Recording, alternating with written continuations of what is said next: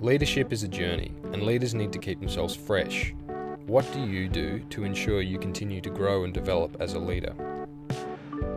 I think there's lots of ways that you can ensure that you grow and develop, but I think it's about taking personal responsibility for that and not expecting your board, for instance, to be pointing you in the right direction. And for me, the greatest gift that I give myself is that I have a mentor, and I've always had a mentor. Even as a junior manager, I've always looked for coaching opportunities, and I have one-on-one sessions with that coach. Now, it doesn't have to be on a monthly basis, but we do see each other often, and I make time in my diary for that because, again, for me it's about having the opportunities to have difficult conversations with someone who isn't aligned to the organisation, doesn't really know anybody within the organisation. There's no baggage there for them, but I always choose somebody who has got a different background to me but has been in a more senior position. So I tend to get the grey army, the people who have been there, done it, and have got a lot that they can actually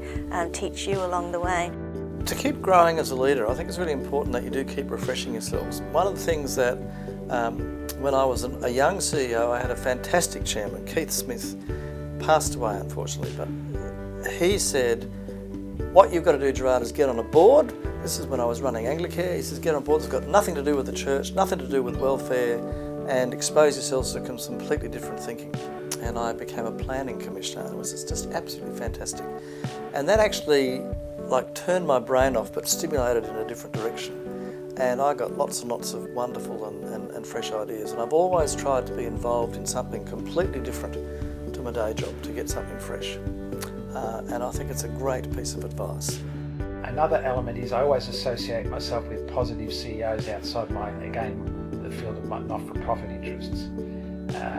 There's a lot we can learn in other realms and other industries and industry sectors by associating with other CEOs, and you have to take the initiative on that. And there are organisations that can help you do that. I recall that I was part of a executive connection group for CEOs, and I was the only not-for-profit CEO amongst 12 others.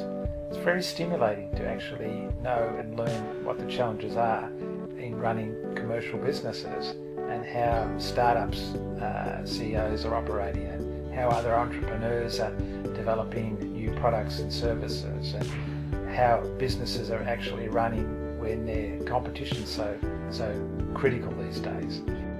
I've been involved with the CEO Syndicate, and I found that's a fantastic thing. Some of them work, some of them don't. I think it's the magic of the group that you're with.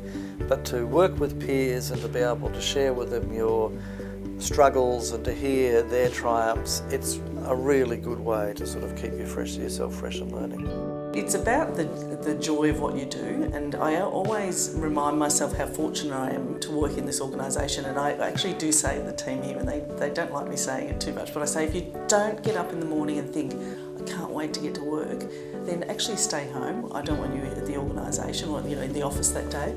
And so for me it's actually that whole reminder that actually there's really great things that we're doing.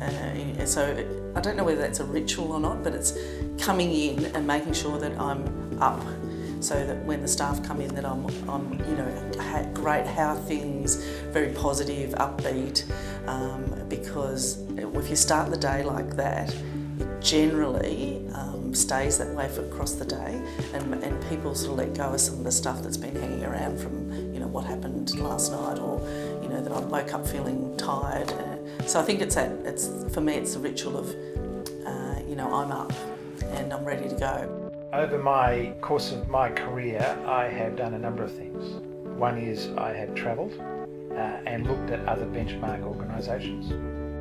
I love to get stimulation in other ways, like art and music and things that, again, have nothing to do with what I'm doing in my day job, but they just seem to refresh my soul and my brain and take me in a different direction. The second one is I'm an avid reader of both industry materials, but more importantly of information outside my field of interest, because it's very stimulating to be able to read what's happening in marketing generally, or what's happening in government, or what's happening in consumer goods and products.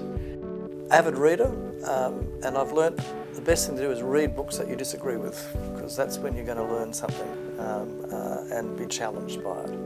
I think there's also lots of opportunities, so many conferences that you can go to, there's so many websites. I've done a lot of formal education, and I find now the thing that I really love is more experiences. So I use my networks a lot. I've got an opportunity to mix with some extraordinary people, and I find that very invigorating. I don't really like conferences generally, but I like new ideas, and I like trying them on for size and talking about them. One of the encouragements I've had of myself and others who are close to me is to actually go to a conference, a non-industry conference, because what you find is that there is a lot of interest that may be stimulating a good idea.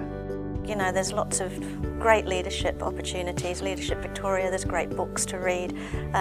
It's quite difficult to find time to do a lot of reading, but as I say, I think putting that time aside is really important.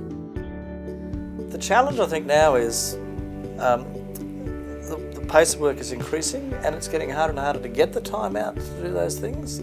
And there's not the support for those things, particularly in the not-for-profit sector. And I think that's a negative. I think that's actually leading to burnout for people. We've really got to be refreshing ourselves all the time. At the end of the day, probably what it is I can go along to a community facility and see a little girl's playing netball, and I think this is why I do it.